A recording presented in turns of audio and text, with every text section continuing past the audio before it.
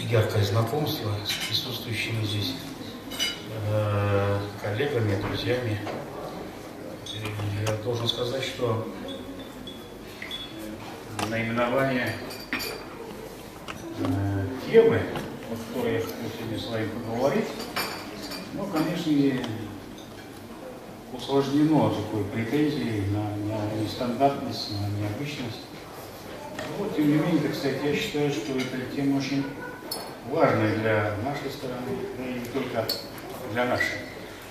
Собственно говоря, эта проблема, которой я занимаюсь некоторое время, она, правда, связана в большей степени с международными отношениями, ответственностью и изменением международного права в новой формирующейся сетке международных отношений.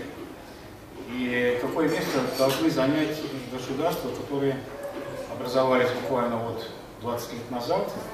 Речь идет не только о постсоветских государствах, но речь идет о достаточно солидном наборе государственных образований, которые возникли вот буквально вот последние 20 лет.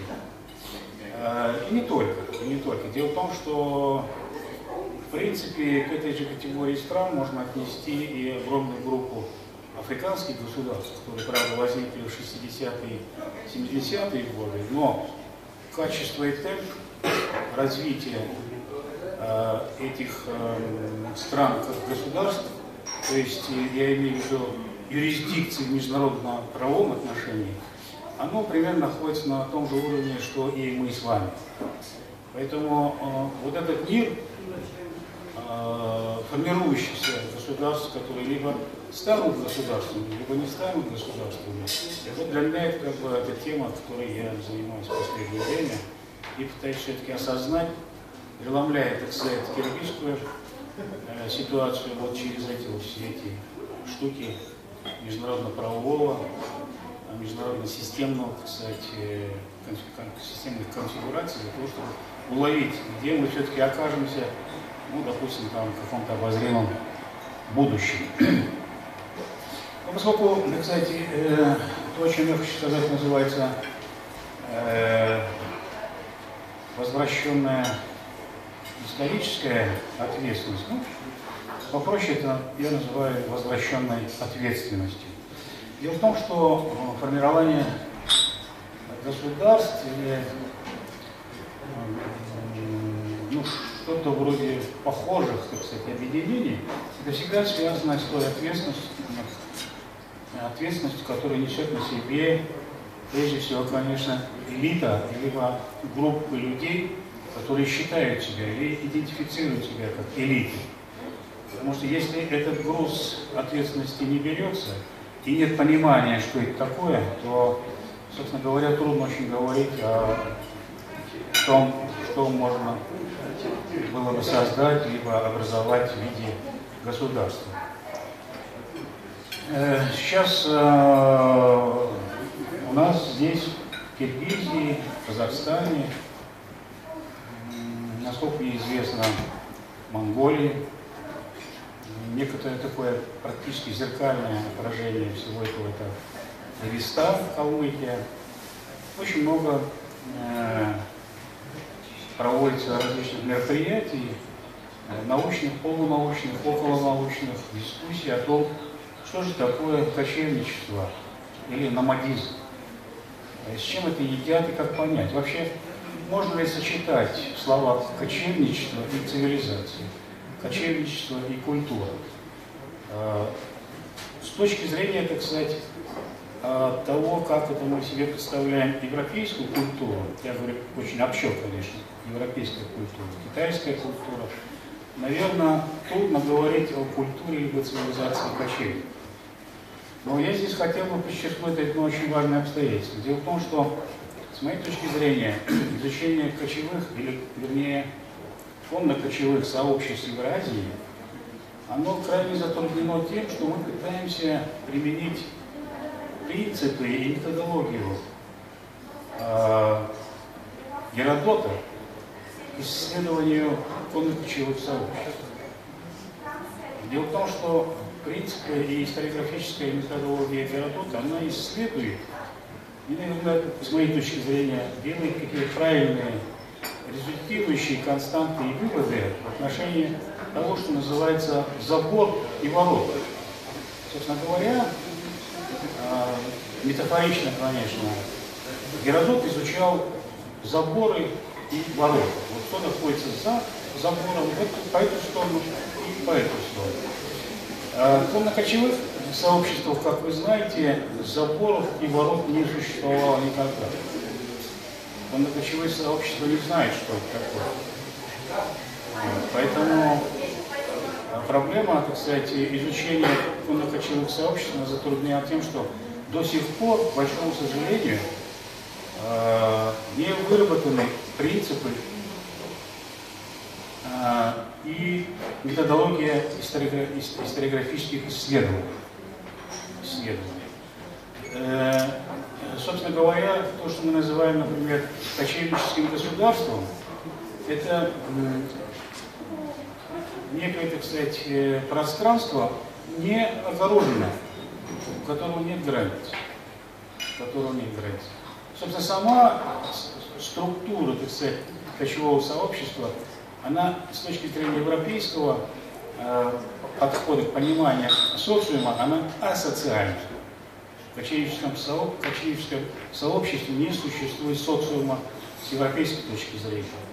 Это стекающиеся и растекающиеся группы людей, которые в большей степени собираются под какие-то идеи и лозунги, в отличие, например, от китайцев, там, европейцев, индусов и так далее, и так далее.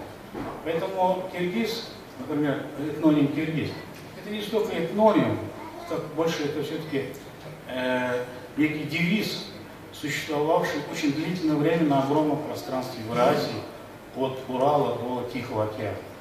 И этим девизом пользовались разные группы людей.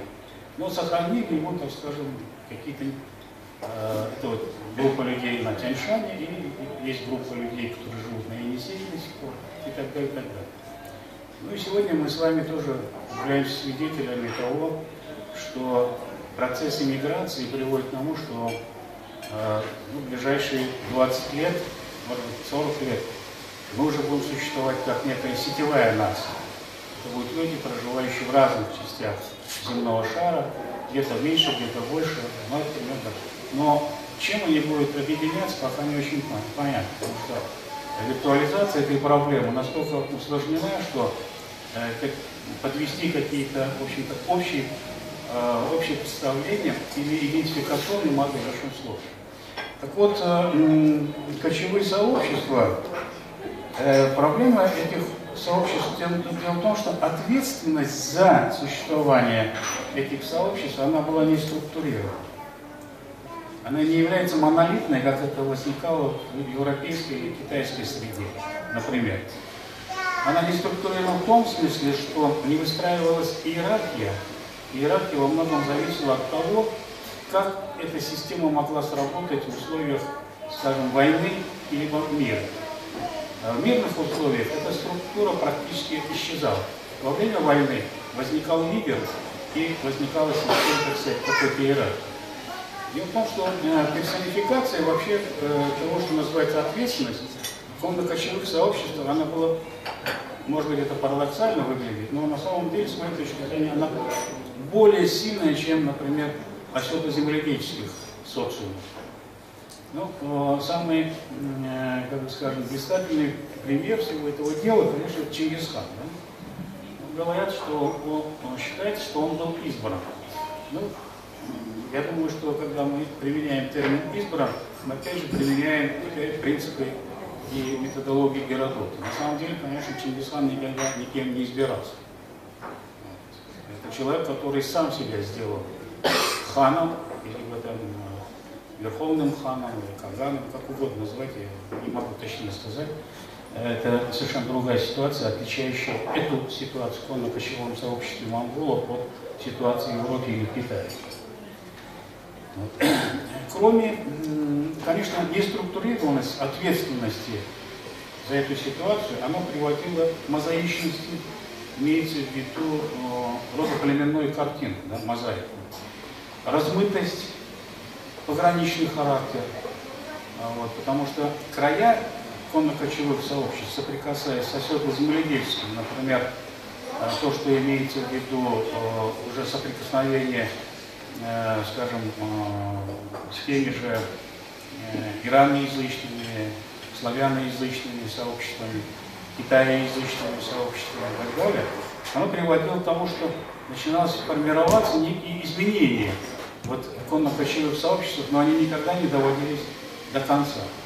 Вот в Центральной Азии или Средней Азии, где мы с вами живем, вот есть как раз вот регион, где мы с вами видим вот эту пограничность этих систем, пограничность этих ответственностей. И вот пограничность этих ответственностей одна из наиболее серьезных причин событий, которые произошли в Аше в 2010 году. Я об этом чуть позже скажу, но думаю, что очень важно понимание того, как это, так сказать, должно было быть. Сама по себе ответственность в конно-кочевых сообществах, вот, при всей неструктурированности, мозаичности и расплывчатости, она всегда имела незавершенный характер. Она имела незавершенный характер с точки зрения политических образований, юридической, так сказать, идентичности, экономических проблем и так далее, и так далее, и так далее. И в этом смысле кочевничество является странным образом проблемой, так сказать, связанной с тем, что называется не погасший, но завершенный цикл человеческого существования. Она не имела мотивов и механизмов саморазвития. Но хорошо это или плохо, трудно сказать. Я думаю, что оценить это можно по-разному. И оценка позитивная, и оценка негативная, все будет абсолютно правильно. Равно как и оценка развития оседло-земледельческих районов. Можно говорить, что это хорошо, можно говорить, что это плохо. Ну, стандартный, так сказать, наиболее примитивный, так сказать, образчик того, что называется, что сделано плохо оседло-земледельческим сообществом, это ядерное оружие. Потому что конец развития оседло-земледельческого, так сказать, способа жизни людей – это создание ядерного оружия, способного уничтожить тех, кто на что никогда не был способен. С другой стороны, конно-кочевое сообщество, его завершенность заключается в том, что это безотходная система. То есть конно-кочевое сообщество никогда не создавали мусор. Собственно говоря, как я представляю себе, наличие мусора и его переработка – это и есть цивилизация. Оседло-земледельческие регионы всегда были заняты тем, что стремились избавиться от мусора. Наиболее высокий уровень – это переработка мусора и создание нового. То, чего никогда не было в конно-кочевых сообществах. Ответственность, вообще, как бы сказать, историческая, национальная ответственность, любая форма ответственности, она формирует миссию. Вот миссия конно-кочевых сообществ при всей размытости и такой, как бы сказать, мозаичности ответственности той, которая была в конно-кочевых сообществ, миссия этих конно-кочевых сообществ заключалась в их колоссальной, или, скажем так, очень серьезной, так сказать, мобильности, перемещении из одного пространства в другое. Прежде всего, речь идет о географических пространствах, да, потому что мы можем говорить о пространствах другого порядка. И при этом надо отметить, что мобильность, она была связана еще и с тем, что именно кочевники, никто другой, являлись теми, кто переносил знания, мастерство, библиотеки из одного региона в другой. Например, из Китая в Европу и наоборот. Как это делалось? Это не всегда было, так сказать, такое, как сказать, дело добровольное или мирное. Во многом это было связано с какими-то военными действиями и так далее. Именно кочевники создали, например, почту на Руси. Да? Именно кочевники перенесли очень многие, так сказать, знания, связанные с тем, что достигалось в Китае, например, порох, было перенесено в Европу и так далее, и так далее. Но парадокс существования конно-кочевых сообществ, их завершенность, во всех смыслах заключался в том, что сами кочевники этими знаниями не пользовались. Кстати, это имеет определенное отношение к арабам, как к кочевникам. Если вы возьмете крупнейших философов ислама или в арабском мире, математиков и все прочее, среди них не так много арабов. Больше это иноязычные люди и люди, представлявшие другие совершенно, так сказать, ареалы в лингвистике, так скажем, в этническом плане и так далее, и так далее. Более поздний период. Мобильность, конечно, была связана с тем, что я специально подчеркиваю, что речь идет не просто о кочевниках, да, потому что, например, туареги тоже кочевники, а речь идет о конно-кочевых сообществах. Конь являлся не просто животным, которое, кстати, на котором человек перемещался из одного пространства в другое, либо, так сказать, либо его поедали, либо, так сказать, что-то делали. Конь это была более, так сказать, знаковая, так сказать, субстанция и исторического, и философского, если хотите, экономического характера, и, конечно, гуманитарного. То есть вот благодарность людей, живущих в нашей стране, она должна заключаться в том, что мы должны благодарить лошадь и поставить ей памятник, грубо говоря, что мы до сих пор не сделали. Сделали. А? Дары не сделали. Кто сделал? Самаков поставил. Самаков что он поставил? Голову.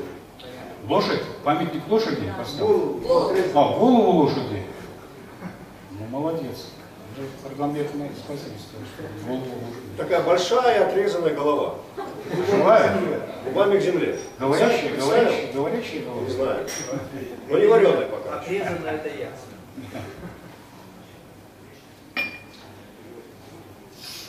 В 19 столетии движение навстречу друг другу.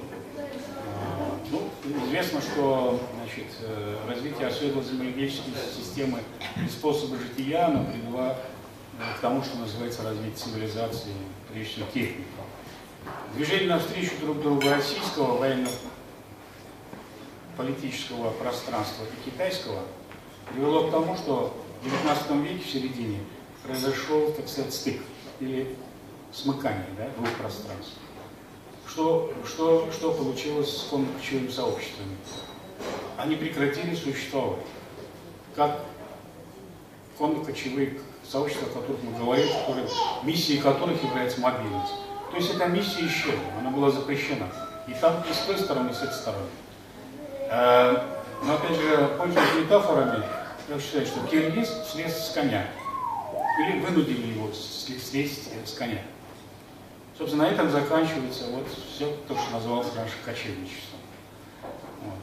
Принуждение к оседлости, это уже более поздний период, и там, и здесь, оно приводит, в общем-то, практически, если не к катастрофе, то очень серьезным негативным, так сказать, последствиям во всех смыслах. И вот это переосмысление, так сказать, оно сегодня является самой серьезной проблемой для нашего сообщества, для наших людей. Переосмысление и нахождение новых, так сказать, форм и способов жития. И я думаю, что процесс этот будет достаточно длительный. Но говоря об ответственности вот за этот период, ответственность была изъята. Сначала ее, так сказать, забрала Российская империя, потом эту ответственность прибрало к себе советское государство. Киргизское вот это вот сообщество, оно было лишено этой ответственности. Надо сказать, что часть ответственности это было делегировано советской власти добровольно. Но надо сказать, что насколько это было, так сказать, осознанно сделано, это вопрос другой. Я думаю, что это вопрос, который требует определенных исследовательских усилий.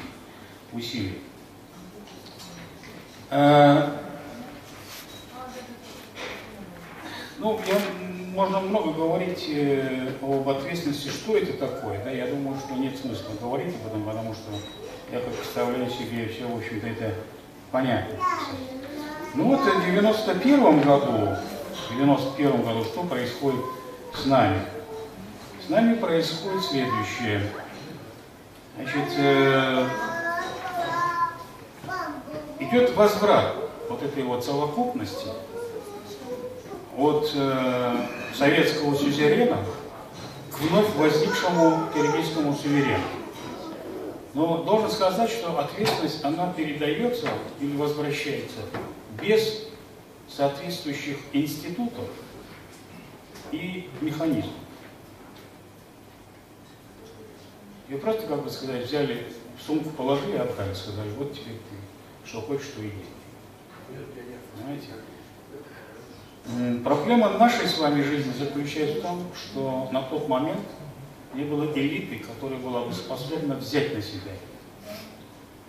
И поэтому проблема, так сказать, возврата ответственности в разных странах бывшего СССР решалась по-разному. Но, в принципе, везде, так сказать, как бы скажем, доминирующей моделью было то, что брал эту ответственность себе один человек. Один человек.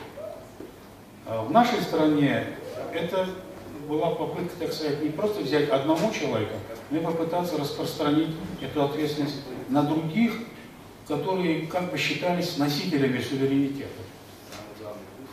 Но печальный итог заключается в том, что разные совершенно представления о том, что такое суверенитет и ответственность.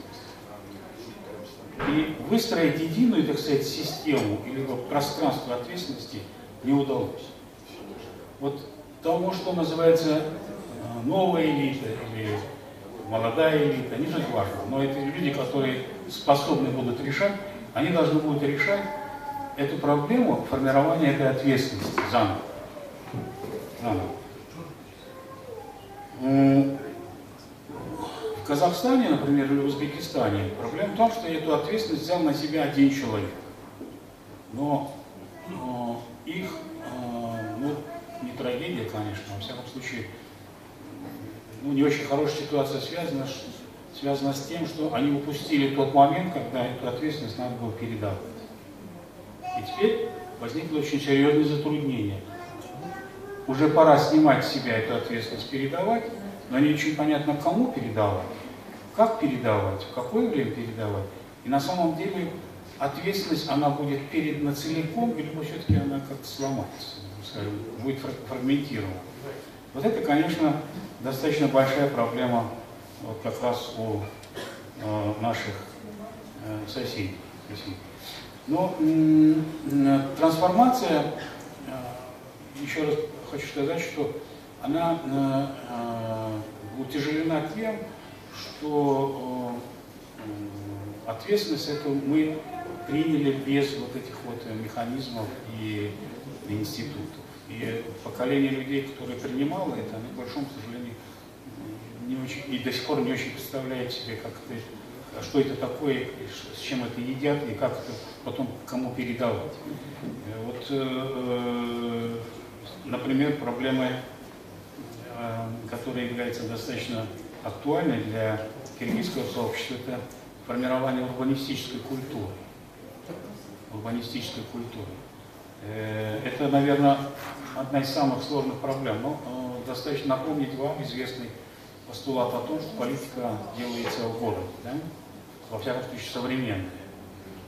Вот.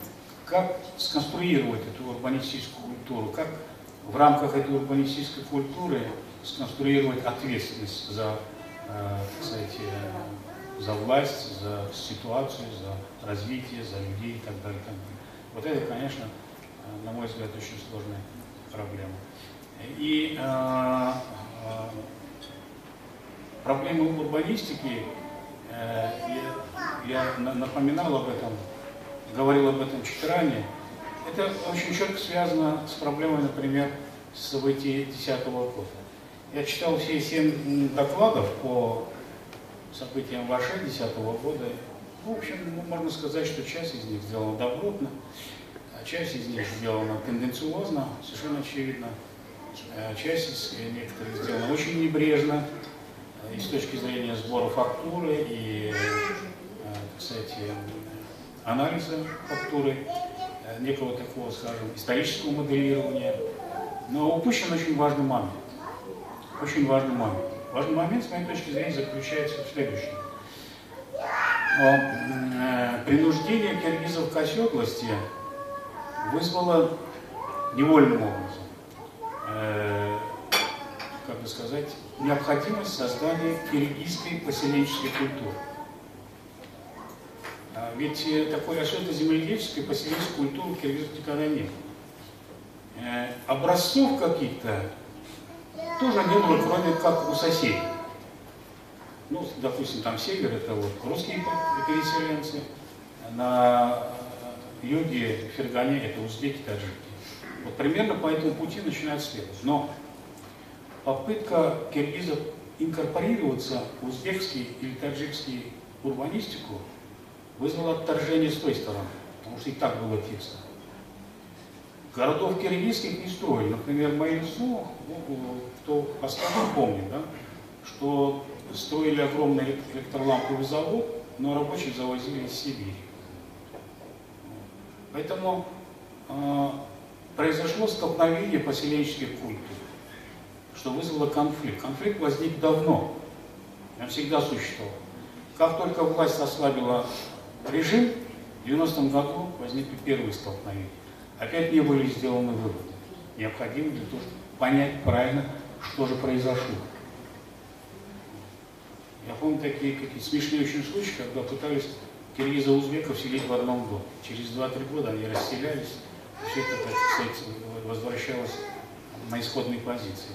И затем вот 2010 год. Ну, естественно, конечно, ни в коем случае, когда мы говорим о поселенчестве, столкновении поселенческой культуры, мы не должны абстрагировать всю эту ситуацию от реалий. Потому что, естественно, были внешние факторы, внутренние факторы, фактор, там, скажем, черных денег, серых схем и так далее. Но вот эта проблема, так сказать, столкновения поселенческих культур, она очень важна для понимания того, что, в общем-то, произошло. Поэтому, еще раз повторяю, что я как частность это привожу, но тем не менее, так сказать, проблема конструирования урбанистической культуры киргизов сегодня это очень важная проблема. Киргиз-горожанин — это достаточно редкое явление сегодня. Многие люди, которые живут в Бишкеке, в Чувашии, они думают, что они горожане, на самом деле это не совсем так. Не совсем так. Поэтому вот как эту культуру, так сказать, воспитать и привести ее, так сказать, в какое-то, скажем так сказать, достойное состояние, ну, это проблема, наверное, уже того, что тех людей, которые называют себя новой элитой. Ну и надо сказать, что пограничный характер всех этих культур, он ярко выразился, например, в создании, если говорить о историческом разрезе, в Хаканском ханстве. Если смотреть на это с этой точки зрения, да, то мы должны понять, что Хаканское ханство — это такой образчик полиэтнической государственности или попытка создать полиэтническую государственность. Ну, таких попыток было очень много везде, но в нашем регионе это вот Хаканское ханство. Ведь в создании этого государства принимали участие предки современных узбеков, таджиков, киргизов, казахов, кипчаков там, и некоторых других народностей. Вообще известно, что киргизы в Хаканском ханстве занимали, так сказать, нишу военного сословия. Армия, там, полиция и так далее, и так далее. Это общеизвестный факт. Вот. И именно поэтому в 2018 году, когда так сказать, бывший Туркестанский край, первые так называемые буржуазные националисты этого края пытались создать вот, что-то вроде такого государства,